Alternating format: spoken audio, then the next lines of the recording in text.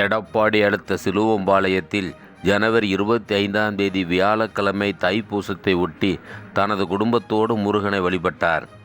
தைப்பூசத்தை ஒட்டி ஜனவரி 25ஆம் தேதி அனைத்து முருகன் ஆலயங்களிலும் சிறப்பு பூசைகள் நடைபெற்று வருகிறது.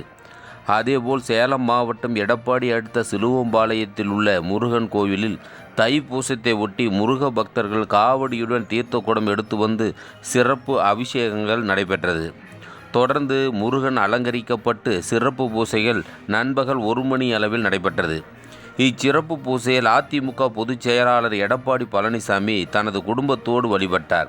அவரோடு முன்னாள் அமைச்சர் ராஜேந்திர பாலாஜியும் கலந்து கொண்டு முருகனை வழிபட்டார். சிலுவம்பாளையம் முருகன் கோவிலில் நடைபெற்ற தைப்பூச திருவிழாவில் கலந்து கொண்ட பக்தர்கள் அனைவருக்கும் அன்னதானம் வழங்கப்பட்டது.